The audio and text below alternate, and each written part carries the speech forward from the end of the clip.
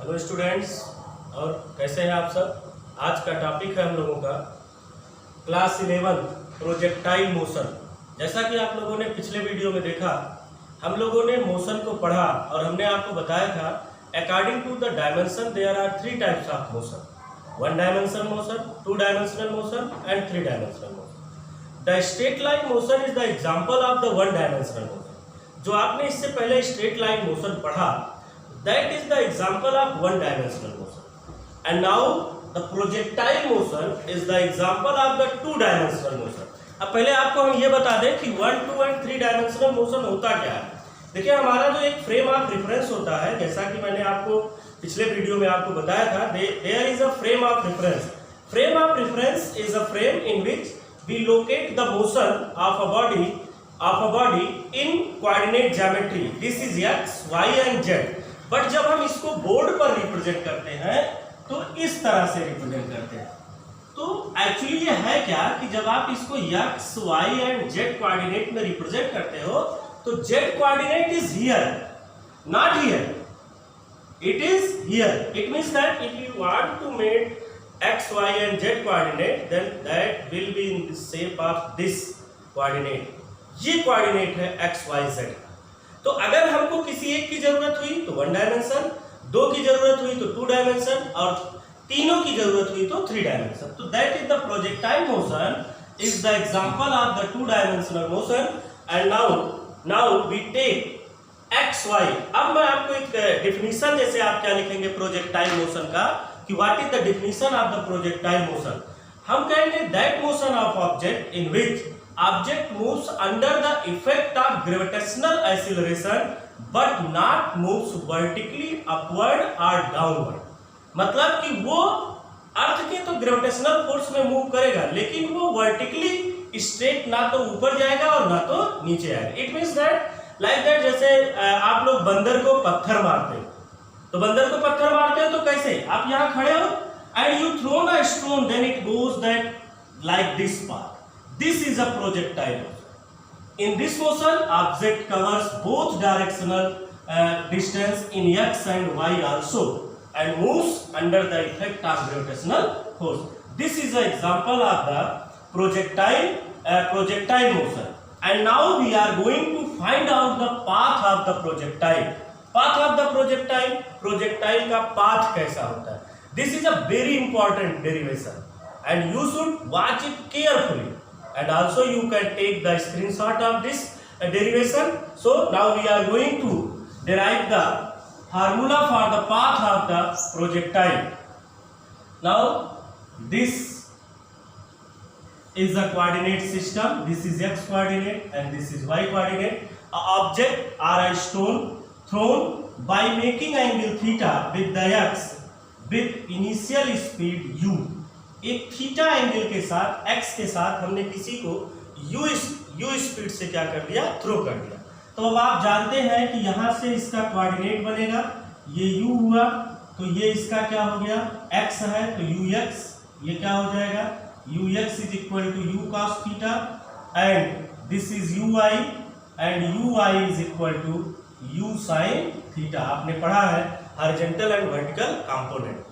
At any time, if at any time object is at point P, suppose that अपने motion के किसी time पर object कहाँ है, at point P, there is the coordinate of this point is x, y। आपको 9th-10th class में math में बताया गया होगा कि x मीन्स x एक्सिस पर वो कितनी डिस्टेंस ट्रेवल किया and y means y axis पर कितनी डिस्टेंस ट्रेवल किया। And now if this is reaches at o dash, this also with theta, x y coordinate यहाँ भी आपके जनरेट होंगे ux and ui।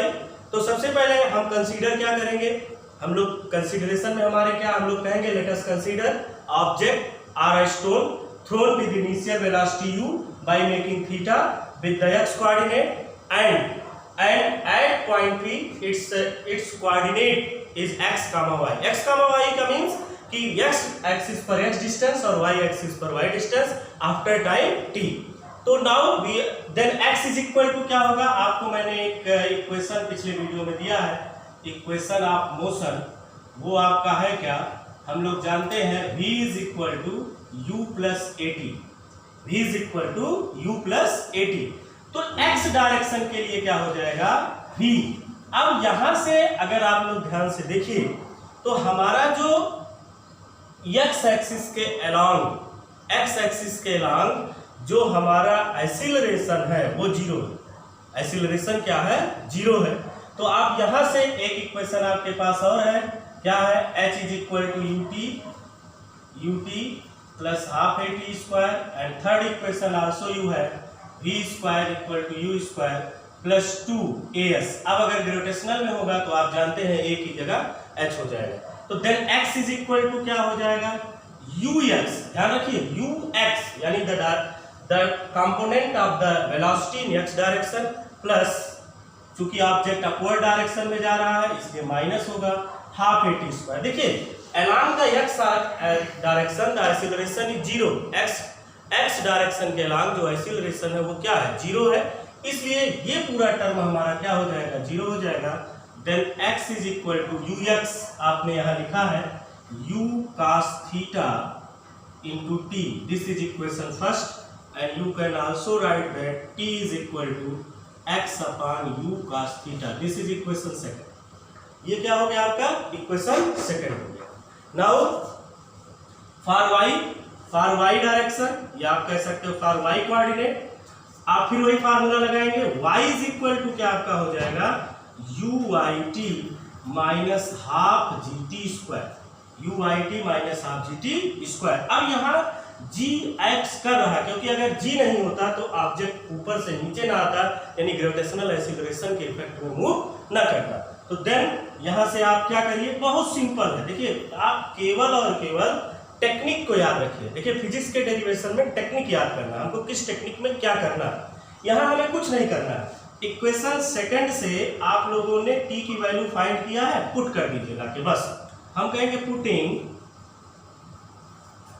The value of t from equation second, then y is equal to uy की जगह आप क्या रखेंगे u sine theta, t की जगह आप क्या रखेंगे x by u cos theta minus half g, and t पर आप क्या रखेंगे x by u cos theta का होल स्क्वायर। थोड़ा सा सिंप्लीफिकेशन कर लीजिए, बहुत सिंपल है ये, बहुत इंपॉर्टेंट है। तो यहां से y इज इक्वल टू क्या हो जाएगा आपका, x को आप यहां करिए u sine theta upon u cos theta and minus half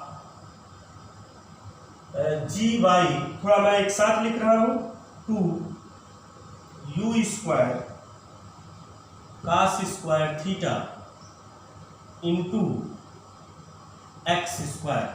कुछ नहीं किया, इतने को एक साथ कर लिया, x को बाहर कर लिया।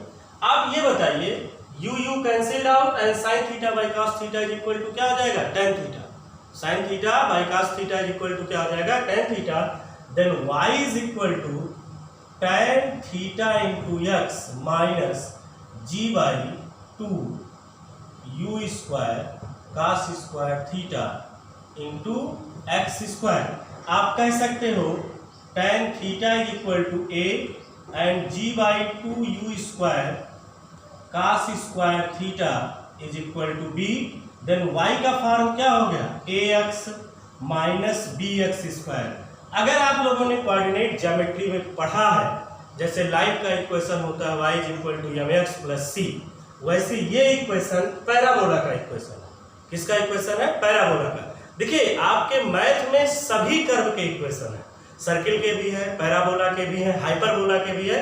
तो this is the equation of parabola. तो अगर ये पैराबोला इक्वेशन को रिप्रेजेंट कर रहा है, क्या ये y is equal to a sine ax minus bx square, it means that क्या हो गया, हम कहेंगे because above equation is equation of parabola.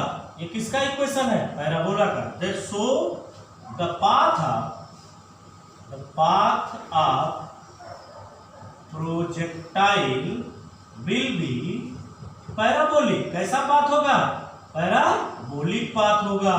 इसका मतलब this is the path of projectile is parabolic. अगर एग्जाम में आता है कि prove that the path of projectile is parabolic, तो आपको ये डेरिवेशन करना है। आप इसका स्क्रीनशॉट ले सकते हैं, मैं या बगल में खड़ा हो जाता हूँ। और अगर आपको ये चैनल ये सब्जेक्ट समझ में आया हो, चैनल को सब्सक्राइब करिए, लाइक करिए, ज़्यादा से ज़्यादा शेयर करिए, जिससे स्टूडेंट्स को फायदा हो। Thank you for watching, have a good day.